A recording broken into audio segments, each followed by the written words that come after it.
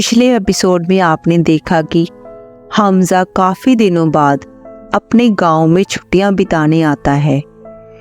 एक दिन उसकी नज़र मार्केट में घूमते हुए एक लड़की जिसका नाम नीर था उस पर पड़ती है और वो उस लड़की को मन ही मन में पसंद करना शुरू कर देता है। एक दिन उसका पीछा करते हुए उसके वो घर तक पहुंच जाता है। तब हमजा को पता चलता है कि वो लड़की शादीशुदा है। हमजा का दिल टूट जाता है।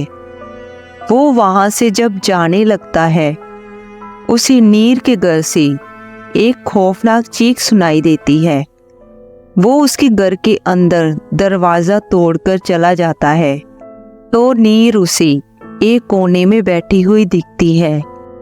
उसकी गर्दन के पीछे एक कील धसी हुई थी। हमजा को लगता है कि ये कील उसके पति ने घोंपी थी। हमजा को उसके पति पर बहुत गुस्सा आता है और वो उसे बुरा भला कहता है। अब वो नीर की मदद करने के लिए आगे बढ़ता है। अब आगे उसने जोर लगाकर कील को खींचा, लेकिन वो कील निकल नहीं रही थी। आमिर उसे ये सब करने के लिए रोकता रहा, पर हमजा ने उसकी कोई बात नहीं सुनी और अपनी सारी ताकत कील को खींचने में लगा दी।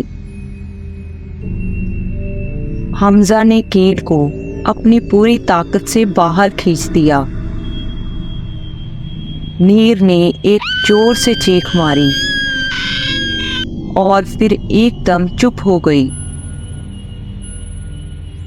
ये सब देखकर आमिर जल्दी से पीछे हट गया। अब चारों तरफ एक अजीब सा सन्नाटा फैल गया। हमजा ने देखा अचानक नीर की गर्दन के बाल खड़े हो गए। उसके शरीर का रंग बदलने लगा। उसकी सुंदर आंखें अब खौफनाक आंखों में बदल गई। उसका दिल धड़कना बंद हो गया। अब वो नीर सुंदर नहीं लग रही थी। वो नीर नहीं थी जिससे उसको देखते ही प्यार हो गया था। उसके शरीर से अजीब सी सड़े हुए मांस की बदबू आने लगी। अब नीर सामने खड़ी थी। बालों ने उसका चेहरा ढक रखा था। हवा का एक तेज झोंका आया और उसने नीर का वो राक्षसी रूप उजागर कर दिया। उसकी आंखें लाल थी। उसके मुंह से कई नुकीले दांत दिख रहे थे। हमजा ये सब देखकर हैरान रह गया। डर के मारे कांपने लगा। वो जल्दी से पीछे हट गया। हमजा के पीछे आमिर था।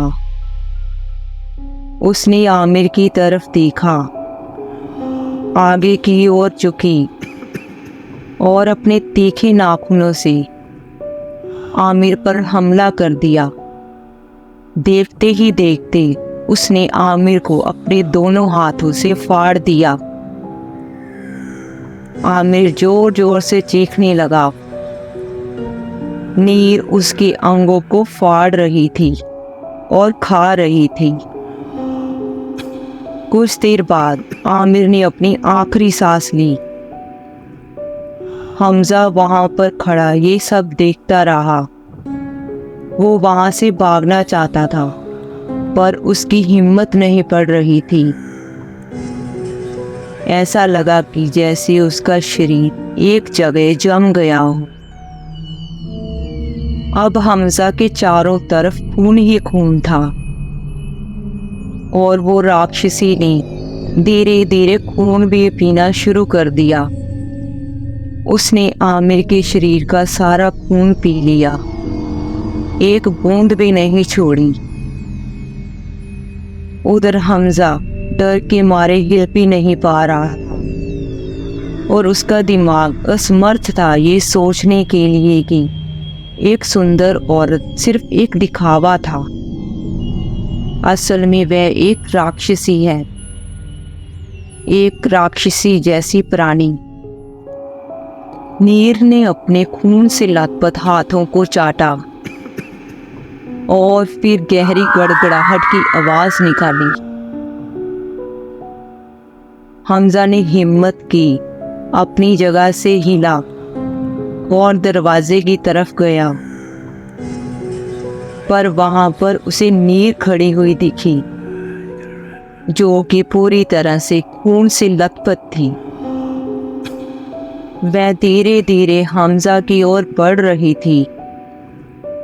हमजा उसे छोड़ देने के लिए बोलने लगा, मुझे जाने दो यहाँ से प्लीज। वो धीरे धीरे से पीछे हटने लगा। अचानक उसके पांव के नीचे वही कील आ गई जो उसने नीर की गर्दन से खींची थी। हमजा को याद आया बचपन में सुनी हुई पोंटियानक जैसी राक्षसी के बारे में। ये लोक कथा फेमस थी कि अगर आप पोंटियानक को कंट्रोल करना चाहते हो तो उसकी गर्दन के पीछे कील ठोक कर उसे कर सकते हो, और शायद आमिर ने भी ऐसा ही किया होगा।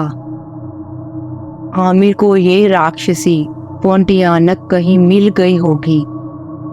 उसने उसको उसकी गर्दन के पीछे कील ठोक कर वश में किया होगा।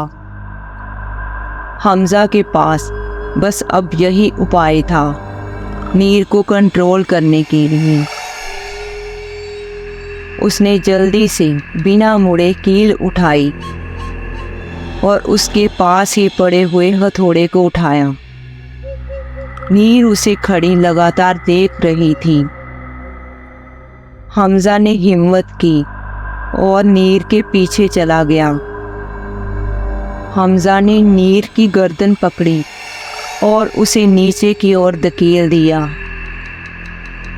हमजा ने कील को हथौड़े के एक ही जोरदार वार से उसकी गर्दन में धंसा दिया। नीर की जोर से चीख निकली। कुछ देर बाद वो धीरे धीरे अपने इंसानी रूप में वापस आ गई। उसके शरीर का रंग बदल गया और वो पहले की तरह ही एक मासूम औरत बन गई जिससे हमजा को प्यार हुआ था। इतना सब कुछ हो जाने के बाद भी हमजा अभी तक वहीं पर ही था। अब नीर को धीरे धीरे होश आता है और अपने पास बैठे हुए एक आदमी को देखती है और कहती है, मैं ऐसा नहीं करूँगी। ये पूरे चांद की रात मुझ पर बहुत भारी होती है। इस दिन मैं अपने आप को खो देती हूँ। तुम रुक जाओ यहाँ पर, कहीं मत जाना। पर हमजा नीर को सॉरी बोलकर वहाँ से भाग गया और गांव से निकल गया कि वो फिर कभी इस गांव में वापस नहीं आएगा। अगर आपको हमारी ये कहानी अच्छी लगी हो तो इसे अपने दोस्तों के साथ शेयर करें, सब्सक्राइब करें और लाइक करें।